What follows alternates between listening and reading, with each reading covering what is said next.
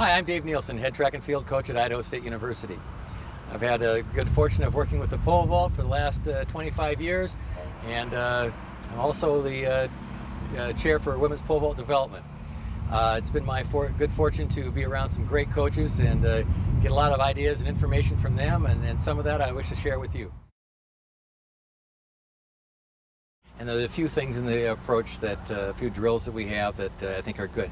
I think any time that you're working the pole vault, since speed is such a critical component, you want to become the best sprinter that you can be. And in that vein, sprint drills and speed work with a good sprint coach is important. Sprint drills can also be done with and without the pole. Without belaboring that, we'll just go through some other things just for tempo. And the first one is a tempo drill, and we call it a 3x3 drill. Stole it from Rick Adig, and thanks, Rick. This drill is a method of counting your steps as you go, and it's done in sets of 3. The pole vault approach has 3 components to it, and the first one is just getting yourself going, kind of a powerful start. Overcoming inertia. The middle part is setting up a full running stride, and the last part is increasing the tempo. And this 3x3 drill seems to reinforce that. Jana will do this, and you count every takeoff foot, and so it'd be 18 steps total, or 9 left contacts. And she'd count 1, 2, 3, 1, 2, 3, 1, 2, 3, with each triplet getting faster. Here's Jana.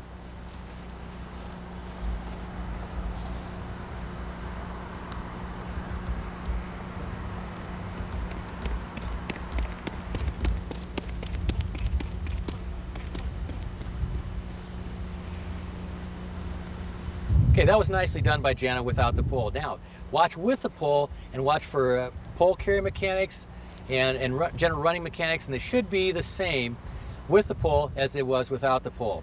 Listen and count every time her left foot hits. 1, 2, 3, 1, 2, 3, 1, 2, 3. Here's Jana with the pole.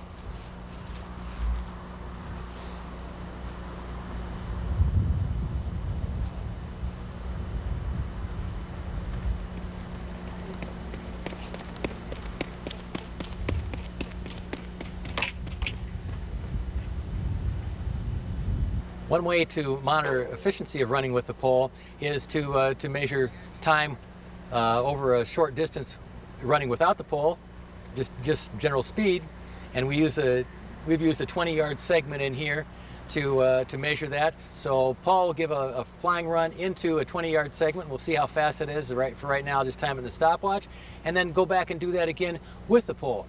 Now the time differential between the two should be within 0.2 of a second. So we'll watch Paul, and again, watching for not only the speed, but his running mechanics with and without the pole.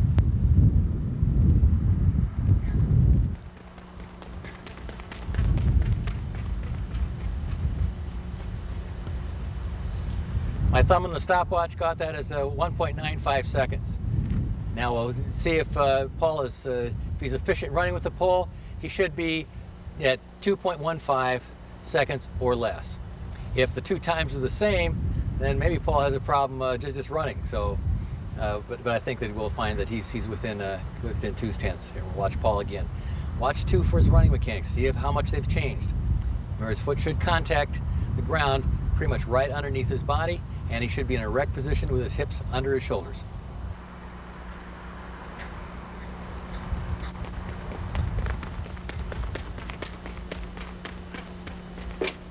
And that was a good run. That was I had Paul in 2.08 seconds, so he's well within that range. Paul is pretty efficient in running with the pole.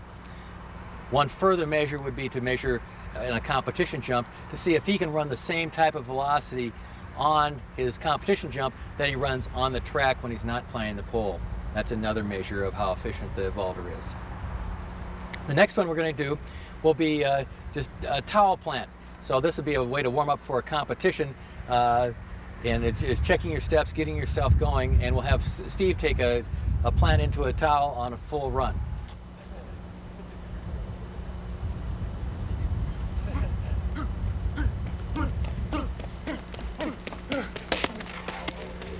Okay, so Steve, that would be a way to warm up for competition, that we're getting at time of the afternoon when Steve may be a little bit tired, but you listen, there's a tempo increasing in here. Is the step about right? Because that step there should relate directly to the step over there on the runway. It's another way to test and to measure mechanics of running with the pole. And Steve has a bit of an issue with moving the pole maybe a little bit too much. Okay. But ultimately, if he can get the tip in there and plant the pole effectively, then it maybe doesn't make any difference. The last one I'll do with the approach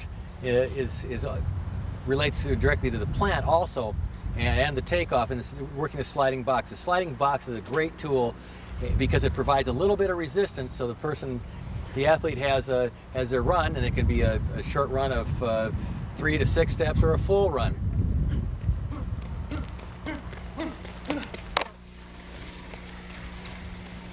That was Steve hitting the sliding box off a full run. Now, with that, one of the things that measures is not only playing the pole and playing it accurately, but the willingness of the athlete to push over the toe, to run over the toe, and to press in. So their hand, their chest, their body pushes into the box, offers resistance coming forward. A lot of times, athletes are less than willing to do that, and they don't put enough energy in the pole. The next drill is a plant drill, a 3-step plant drill, and it's done for a right-handed person, starting with your right foot forward, and the pole tip down at about parallel with the ground. As the vaulter starts, not by pushing off with his leg, but instead by nudging the pole forward just to the top of the hip, not out to here, but just the top of the hip in here. The goal being to get the hands underneath so they can press up. So starting in here, moving in here this way, and then here, and then here. So by the time they contact the ground on their next left step, or sorry, their next right step, then the pole should be at the top of the ear, and then when they land their left step, their hand should be extended. Steve is going to do a 3-step walking plant into the sliding box.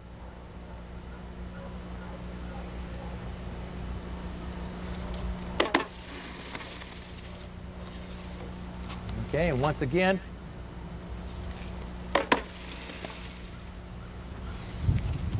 the same thing can be done with 6 steps. And on 6 steps, it's a matter of dropping the pole tip as you go. The first 3 steps being drop the pole tip down, and then the last 3 being putting in a position so that your hands can come up. So letting the pole come down, 1, 2, 3, 1, 2, 3. And here this way. 6 steps, just walking.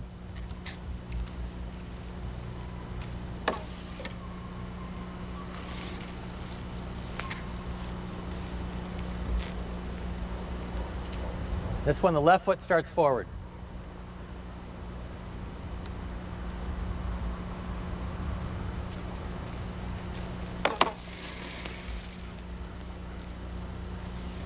Okay, one more.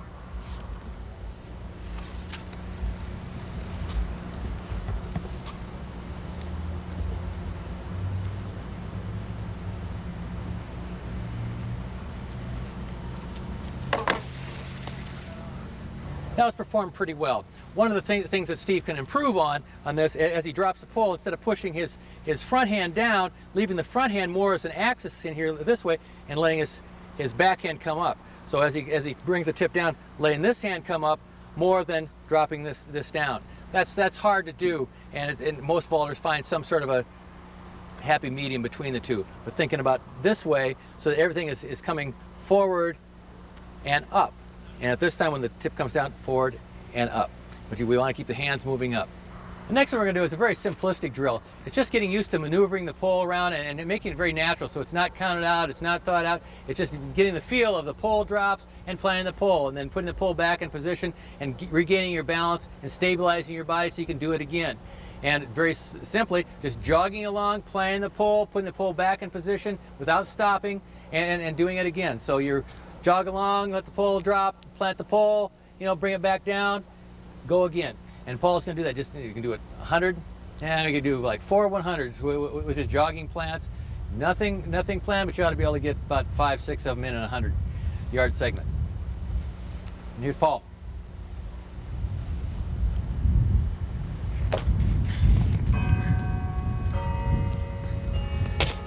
Paul does this. He tries to be very smooth with his hands, so it's smooth. Try to turn his hands underneath.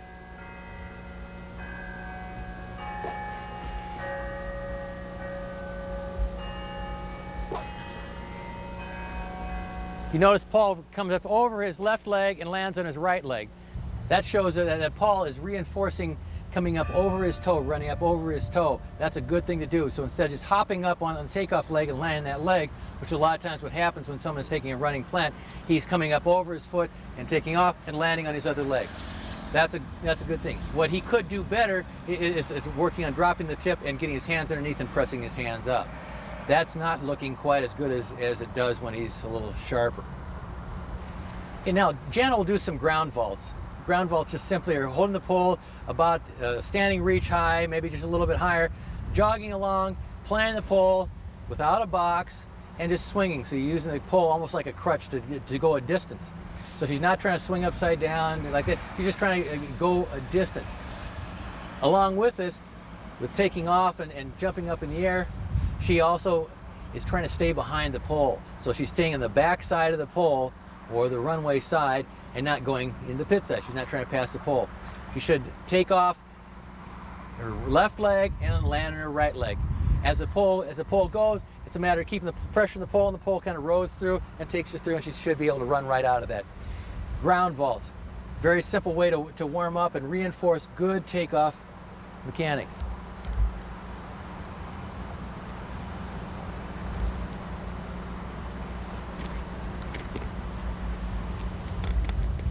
Pull ahead of you. Row it through a little more. Jump a little harder. Try to jump up over the tip.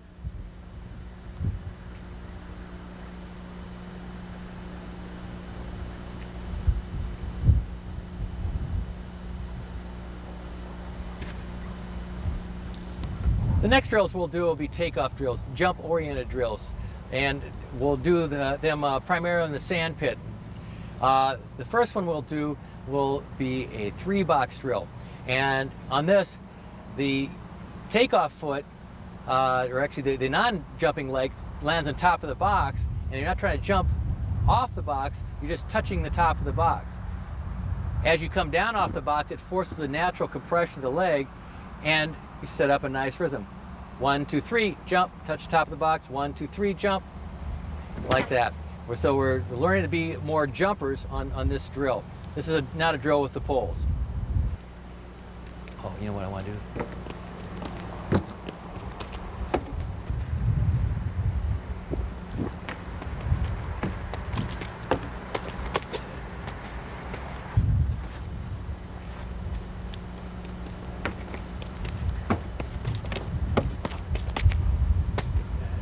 Okay, the 1-box drill does the same thing, but now we'll take that same theme and we'll do it off of 1 box. So you come off of this box, and this time you're going to land on top of the box with your takeoff leg and your step coming down off of there, which for a right-hand person would be the right leg. Their right leg is going to naturally compress as they come off the box and kind of catch themselves, so they're already lowered down. So it forces this natural compression in here. So the rhythm is still 1, 2, 3, but it's left on top of the box, 2, on the right, 3 on the left leg, and they're going to give a little jump in the pit. So here this is. We're going to do it with the pole and without the pole.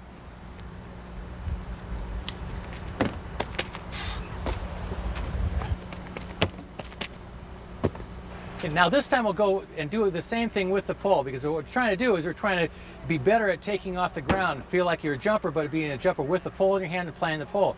The sand has a couple advantages. You know, one is it offers a soft area to land, but the other advantage is that when you plant the pole, you don't have an immediate stopping. It's not forced in there, and that reinforces that feeling of I can go over my pole, give a jump before I hit the back of the box. Sometimes when taking off underneath, it's a safety issue. A vaulter feels more safe if they have pressure right there.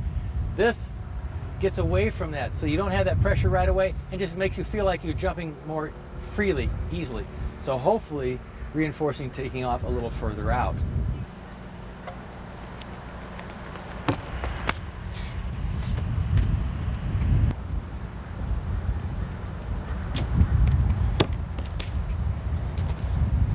Okay, I'm going to have the 2 of them try this again. They did a good job as far as jumping up, but they instead of running up over their foot, they jumped up and just hung on. They're a little bit nervous the first time through. So they should come up over their foot and try to jump over the tip of the pole, over the top of the pole like this. The pole's down in the sand very much, and they're going to come up over, and they keep their body behind the pole better. We'll see if they get the job done.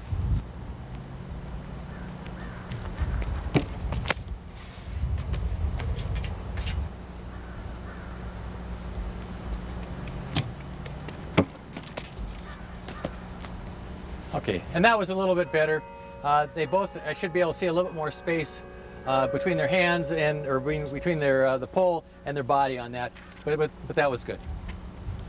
Last takeoff drill we'll do today will be a Hoovion, or stay down.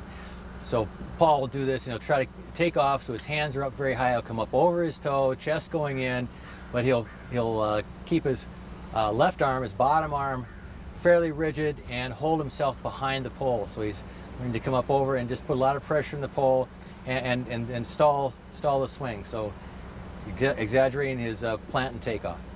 A Hoovion.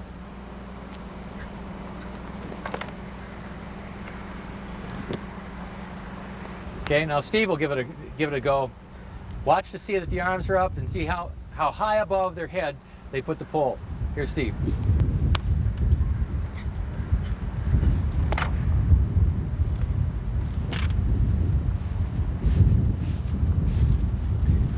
That was nicely done, and it was a very obvious triangular shape, but Steve took off in here like this, making a nice triangle between the ground, the pole, and Steve, and he kept behind the pole. That was very well done. Next thing we're going to look at is just turning upside down, how to get yourself swinging and swing upside down. And for this, we're going to use a straight pole and just do a little pop-up. And by swinging upside down very quickly, we'll set it up with a real long stretch position, and then it should snap upside down into here. So you should see stretch, foot back behind, and then turning upside down. Pole does not need to bend on this, just upside down.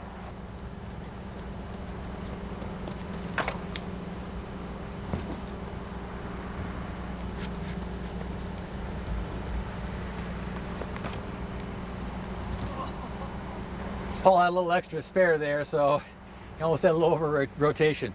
Now the next one is to do the same thing and try to pop your hips up to your top hand and give a little turn. So here, make the hands move and a turn around the pole. So the shoulder comes around the pole, and they're going to turn maybe even as far as their stomach.